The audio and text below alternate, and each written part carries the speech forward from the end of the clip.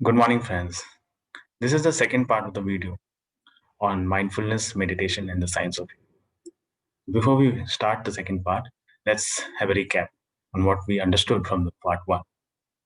So, we learned about mindfulness. Mindfulness is the alertness of the mind uh, without any confusion, which is real and helps us not to think or help us to live in the present here and now. We are not confused by the past nor the future, nor we are judgmental neither on the likes and the dislikes. What we learned from Raga and Dvesha. This is a beautiful story on mindfulness. Again, to understand mindfulness, again, there was one disciple and a teacher who was journeying through the jungle. After a long journey, the teacher decided to take some rest. So he asked his disciple to fetch him some water. When the disciple went and tried to fetch some water, he found a pond nearby. So this nearby pond, when he was trying to get the water, a herd of buffaloes entered into this pond. So he waited until the herd of buffaloes could go away.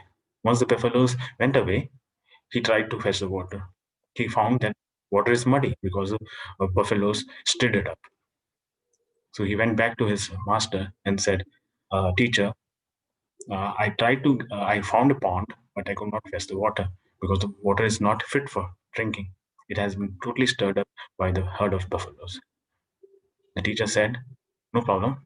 Wait. I will let you know when you should go and fetch the water." So after some time, the teacher said, "Now go and fetch the water from the pond." So disciple went and he found the water crystal clear. He was very happy. He got some water back and said to the master, "You are great. You've done a miracle." Water was clear. The master said, "No, this is not a miracle. The water, the dust in the water or the dirt, mud in the water settled down. And that's why it became clear." Our mind is exactly like this, like water, which could be stirred up by thoughts in the past, by our judgments and everything, which will muddle our decision making, our efficiency, our productivity. So that's why we should always attempt to be mindful. And that is why we practice meditation. Meditation is the way that we can develop mindfulness. So we learned about meditation, about the object of meditation, which was the breath, why the breath is the most common object of meditation. We learned about the posture. We learned uh, about the stillness of the body, why it is required during meditation. So meditation is not only for developing mindfulness, but it also very much interesting to know that meditation can be used to develop insights. What is insight? Insight is intuition or discovery or wisdom that you can gain through the process of meditation. It may seem a little unscientific, but you may think of situations when you're sitting or relaxing somewhere, or probably you're working, and some thought, a random thought, comes to your mind. Have you ever thought, what is the source of that? Where did that thought came from? So meditation is a method wherein you can discover wisdom, you can discover new thoughts which are real, actionable, and pleasant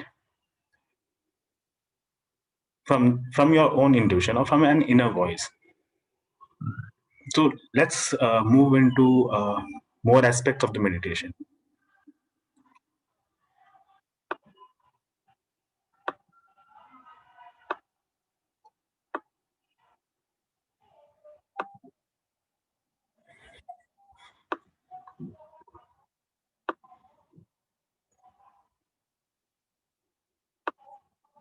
Okay, so we learned about meditation and how meditation can aid or help us in mindfulness. Now, meditation can also be used to generate insights or wisdom that can help us in whatever walk of life we are living. So, as we learn the meditation, uh, is a concentration exercise, or is um, we learned about meditation. So basically, what we are going to do more is how to enhance a meditation. So there are several aids to enhance the meditation. So one of the simple aid is not only concentrate on the breath, not only concentrate on the posture and the inhalation and exhalation, you can add an additional aid in the form of mantras. Intoning, which is basically speaking in your mind certain mantras. Now you would say a mantra is something specific to a religion, but I would differ with it. This mantra could be based upon your own faith. It could be as simple as Om, Om, or Om Namah Shivaya. But it could be as simple as Christ have mercy on me. Or it can be as simple as Allah, Rahm Kar. So whatever mantra that you choose, you have to intone or you have to speak in within yourself. This uh, is an additional aid to meditation. So how does this become an aid? Have you ever noticed when you're watching a movie, you are completely grossed in that movie? Why is that? Because the which is bandwidth of our mind, is completely utilized. So just doing a meditation and concentrating on the breath may not utilize the complete bandwidth of your mind, and hence thoughts may emerge. So the ancient sages came up with one more aid for those who are not able to concentrate on the breath alone. So this additional aid is the mantra. Let it be based on your faith or whatever you want, a holy word which blesses your mind. So whenever you're meditating, try to intone in your mind so that you can hear it clearly, whatever that holy word is. So that is an additional part of meditation. So when we meditate, we not only concentrate on the inhalation or be aware of the inhalation and the exhalation, but also intone the holy word of your choice. So we talked about insights or the learnings that we can have from meditation. Albert Einstein talked about discovery, and he had a very interesting take on this. Let's read this. The mind can proceed only so far upon what it knows and can prove. This is the material mind. Okay. There comes a point where the mind takes a leap, call it intuition or what you will, and comes upon a higher plane of knowledge, but can never prove how it got there. All great discoveries have involved such a leap. So this is a beautiful thing. There is something which is called as intuition. It could be some called as an inner voice, or you may say what, and that can be unearthed or reconciled only through silence, only through a calm mind, and that could be done only through meditation. So we will talk more about life, how meditation and mindfulness can help us in the course of life. So here you can see there are three types of life you can indulge in. One is like a cog. It's an analogy. How does a cog react when it is shaken? When your life is shaken, you can just react to the conditions of the life. It's kind of a knee-jerk reaction. Whether it is good, whether it is bad, it's you yourself to judge. Another life that you can live is like of a sailboat. A sailboat is driven by the waves of the river, of the water body.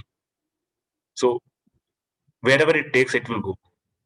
It is not under its own control. The third part of the life is a lighthouse.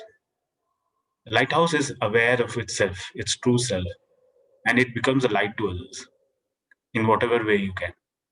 So it is not that a person is uh, following a set part analogy of life. Sometimes you may be a cock, sometimes you may be a sailboat, sometimes you may be lighthouse.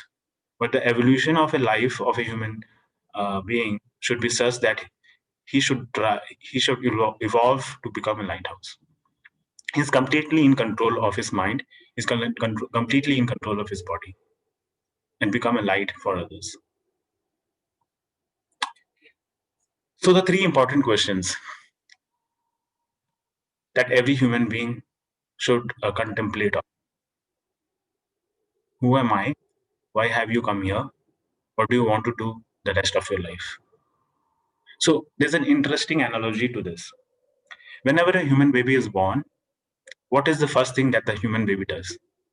The human baby cries.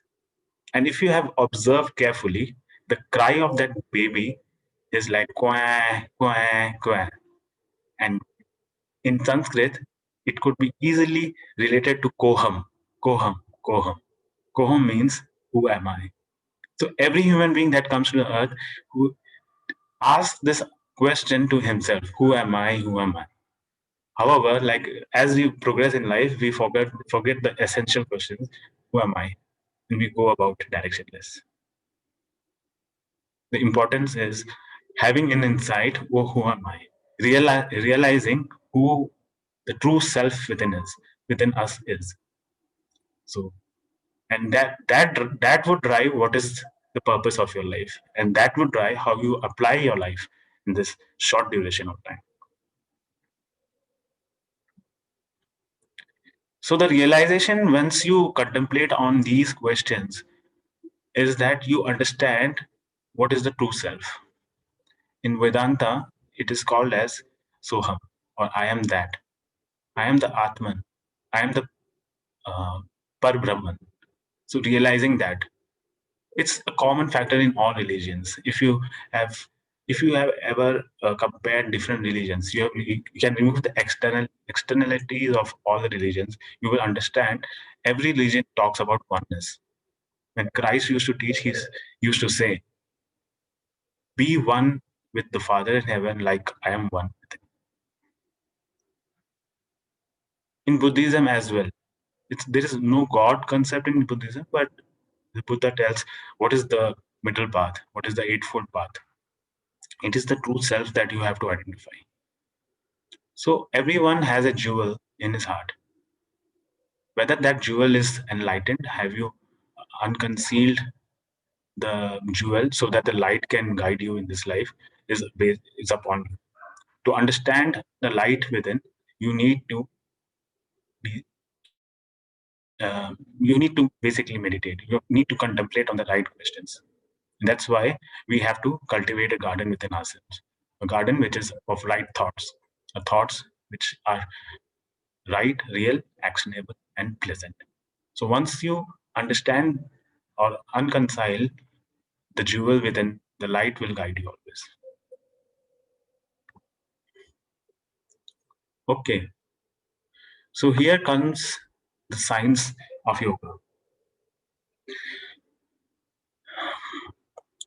So the Yoga Sutras was given or written by Patanjali, who was an ancient sage. It's not that something he has written by himself, but his insights to how a life would be um, life should be lived. Unfortunately, today, if we relate Patanjali, it is basically a set of marketing goods for Ayurveda products. However, the real teachings or real essence of yoga is missed out. What is yoga? Yoga nowadays seems to be a set of exercises which help us to be healthy. However, that is just a fraction of what real yoga is. Real yoga is something entirely different what we understand today. If you want to, if you understand the meaning of yoga, yoga is union. Union with whom? Union with the divine. Union with the infinite. That is why all religions talk about oneness, whether it is Sufism and Islam. It talks about oneness with the divine through love and compassion. So yoga sutras is nothing different. It's exactly the same with all other religions, but it has to be understood. So if you see this video will basically concentrate on the last three aspects of yoga, which is the dharana, dhyana, and samadhi. There are 8 legs to yoga. 4 legs are called, which are called the exterior legs, and the 4 legs, other legs are called the interior legs. Exterior legs are a prerequisite for attaining interior legs. So if you see the four legs, it's the yama and the niyama, which are basically kind of a commandments. If you relate it, it could be a 10 commandments of Judaism, or it could be uh, the Beatitudes of Christ, it could be the Eightfold Path of Buddhism. Everything is same. The morality and righteous behavior is always same across all religions. So I'm not going to go through each one of them, but it's there for you.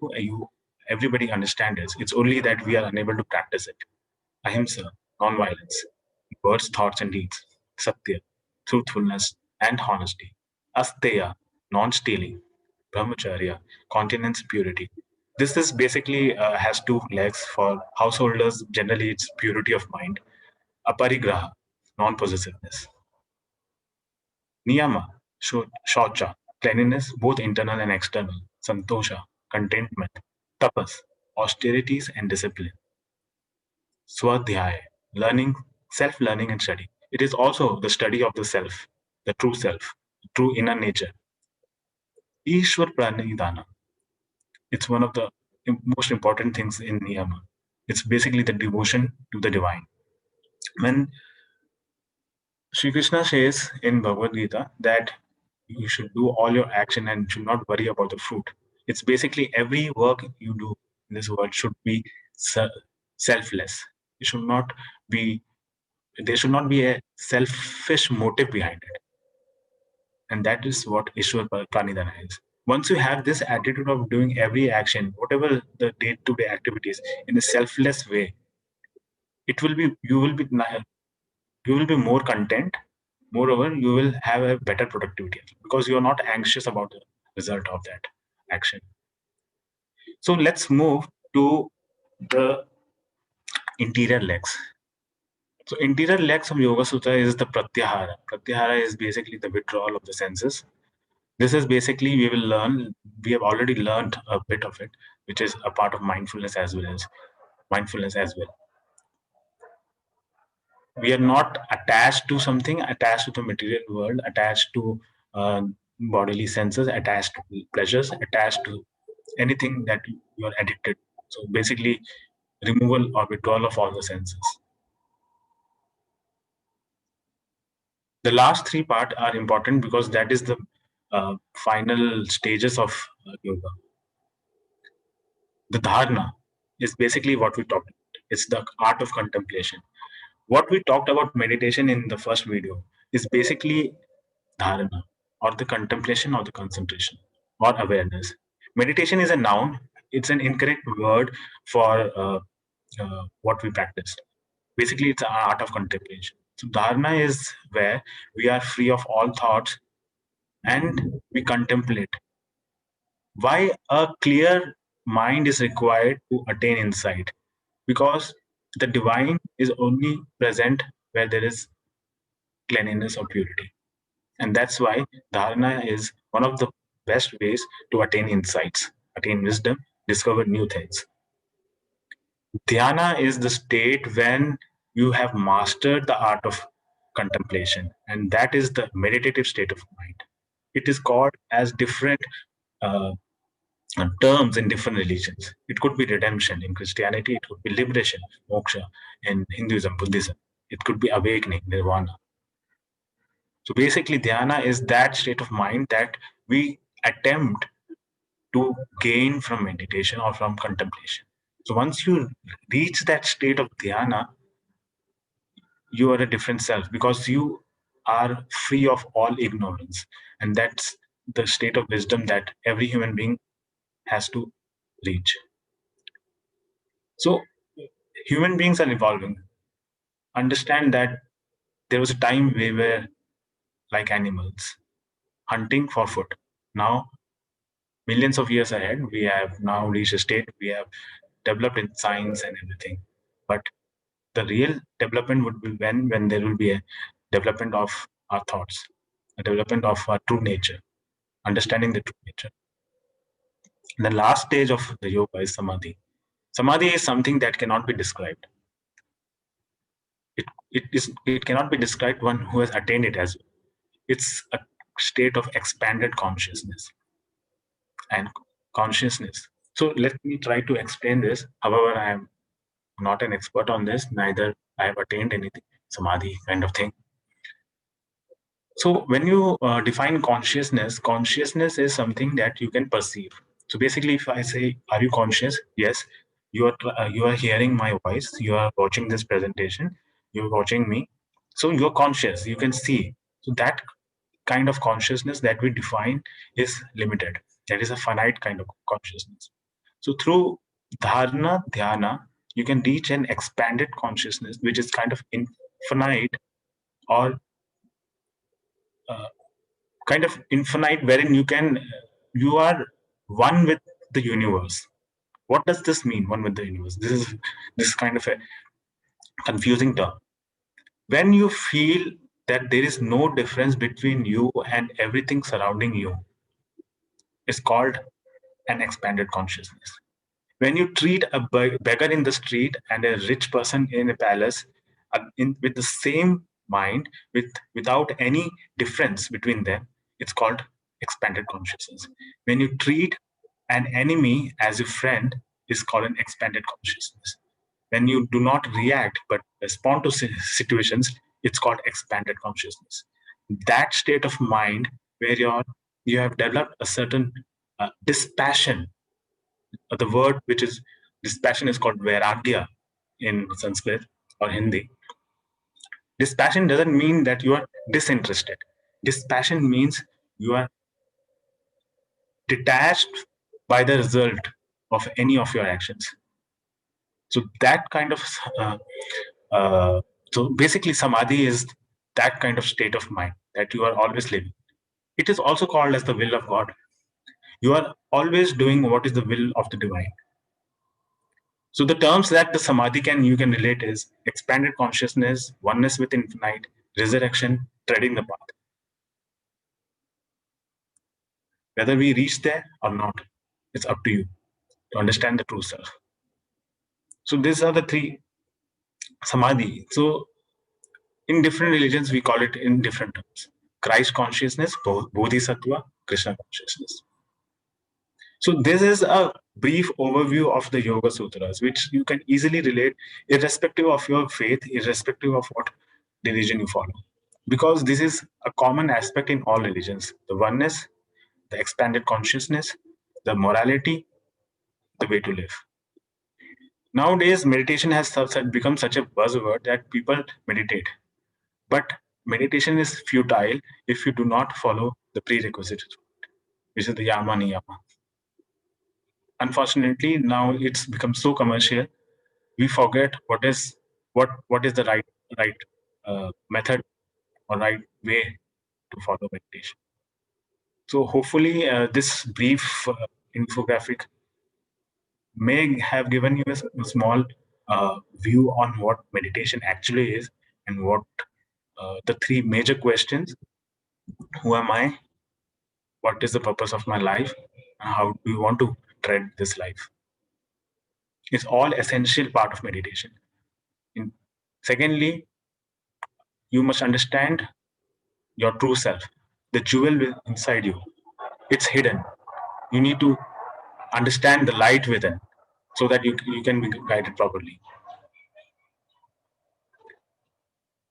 So, moving forward, let's move into the three characteristics of the three gunas of the human beings. In fact, of all sentient beings, what are these? So, again, this is from the Bhagavad Gita, and Sri Krishna has beautifully uh, summarized the three characteristics of all sentient beings: tamas, rajas, and sattva. What is tamas? Tamas is inertia, inactivity, sloth, negativity, apathy, dullness, dark, delusion, depression, ignorance. Rajas is movement, activity, energy, passion, excitement, desire, egotism, agitation, anxiety. Sattva is purity, balance, generosity, positivity, peace, harmony, clarity, light to openness. So, what does this mean? These are the three different characteristics of the three gunas that a human being has. So basically, if you see, it's not that we are tamas or we are rajas. or we are a sattva. We have different proportions of these characteristics within us. We may have more of rajas, we may have less of tamas, we may have a balanced sattva. However, the true human self is to move towards sattva. That is what evolution is. When we were tamas, we were probably ages behind. We were killing for our food. We were selfish. We were ignorant. We were jealous. So all these negative characteristics form the tamas. So as the human being evolves, he moves from tamas to rajas, rajas to sattva. All the lower self, basically tamas and rajas are called as the lower self, and the sattva is called as the higher self. And that's why there is a beautiful verse from Bhadranayaka Upanishad, which explains this clearly. Asatoma Sadgamaya, Tamasoma Jyotirgamaya, Mrityoma Amritamaya. From the real, lead me to real. From the darkness, lead me to light. From that, lead me to immortality or eternal life. So the human way is very clear. We have to evolve from tamas towards sattva. Sattva is balance, generosity, positivity. Okay, so now we come to the analytic meditation that I had talked about. So analytic meditation is another form of meditation which helps us to develop uh, love, compassion, or any positive emotions. So let us try this. So just switch off sharing. Okay. So let's go back to a meditative position.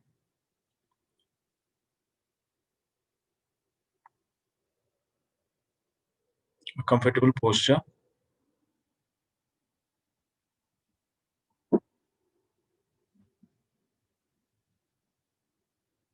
Bringing your awareness to your breath.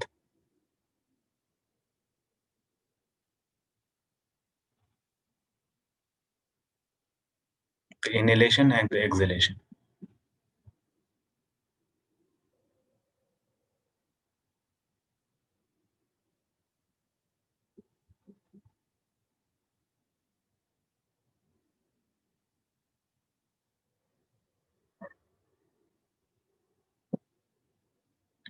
Now visualize a chair in front of you and place a person that you love the most. Visualize him sitting in front of you on that chair.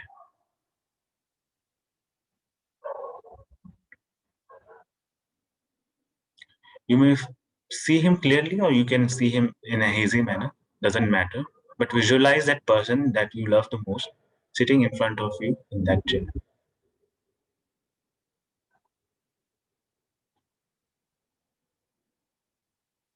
And repeat these words in your mind to him. May you be safe. May you be healthy. May you be happy. May you live with ease. May you be safe. May you be healthy. May you be happy. May you live with ease. Repeat this 5 or 6 times.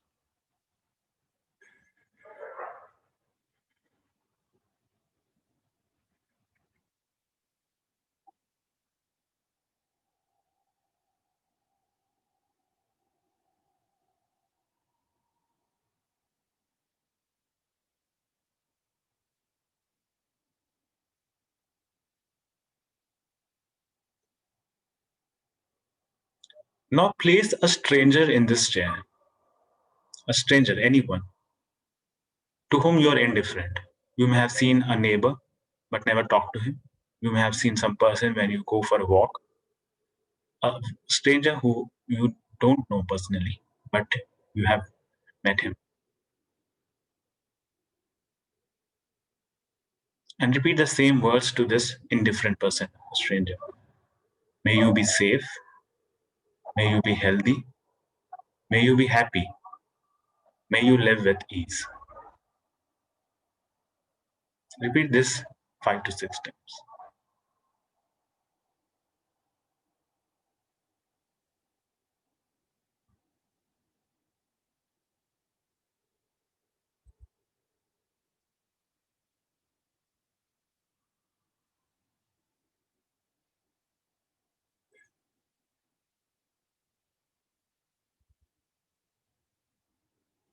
Now place a person on this chair who is very difficult to work with or who has given you a difficult time.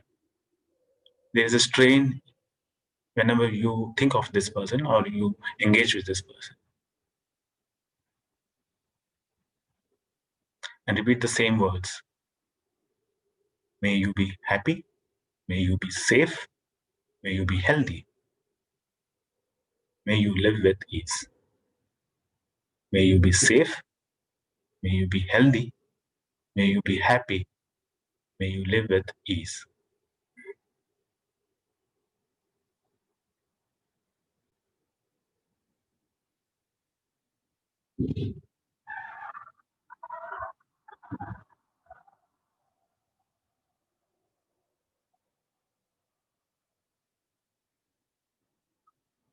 Finally, put yourself on this chair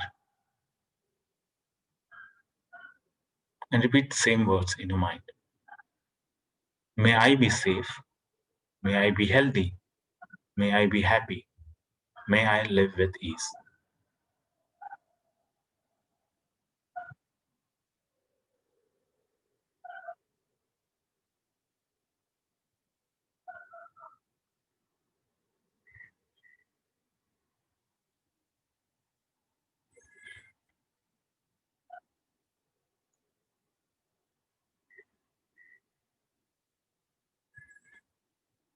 Coming out of the meditation. So, this kind of analytic meditation is helping us to generate positive thoughts about each and every being you engage with, your loved ones, the people who are difficult to handle, yourself, any stranger. So, a constant practice of such analytic meditation helps us to generate insights, help us to develop love and compassion. So, let's get back to our slides.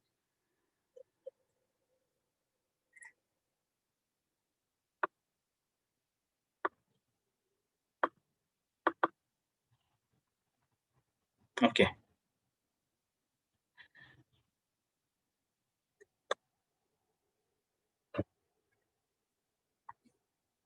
So that was meta meditation, which is basically to generate love and kindness to all sentient beings. Sentient beings mean all living beings, in fact, not only human beings, but also animals, anything which is living. So we visualize a love person, yourself, a neutral person, a difficult person, and send them love and kindness. You're telling the phrase, may you be happy, may you be safe, may you be healthy, may you live with ease. Okay, so again, one of the beautiful poems that I encountered recently, The Guest House. This is from Jalaluddin Rumi, a Sufi prophet. So if you would be aware of Sufism, it is a beautiful, uh, a kind of a mystical line of Islam, and it talks about oneness through love and compassion. And Jalaluddin Rumi was kind of a very renowned prophet in Sufism. Uh, and you may also remember of the swirling dance of Sufism. It's so majestic and it's kind of mystical. There's a story behind it. It was attributed to Rumi that the dance form. I don't know whether this story is true or not, but it happens one day that Jalaluddin Rumi, who had several disciples whom he used to teach, he decided to take a sabbatical. So he went away for 1 year. And when he came back, he started teaching again. He found that one of his disciples or one of his student is missing. So he did not ask anyone, but he thought he may be sick. He will come the next day. But the next day as well, he did not see that student. Then again he thought that probably he will come someday. However, for several days that student didn't turn up. So he went to his home and he asked him, where is that student? His parents, the student's parents, told him that the student is home. The student or the students in your class were jealous of this student because he was your favorite and they killed him. So Jalaluddin Rumi was very sad about this incident. And then he went back. When he went back to his class, he stood nearby a pole and held that pole and started to swing around this. As he was swinging around this pond, he started to recite several poems, several mystical poems, several loving poems, and this is one of them. This is one of the story that I recently heard. So the guest house. This being human is a guest house. Every morning, a new arrival, a joy, a depression, a meanness, some momentary awareness comes as an unexpected visitor. Welcome and entertain them all. Even if there are a crowd of sorrows who violently sweep your house empty of its furniture, still treat each guest honorably. He may be clearing you out for some new delight. The dark thought, the shame, the malice, meet them at the door laughing. Invite them in. Be grateful for whoever comes, because each has been sent as a guide from beyond.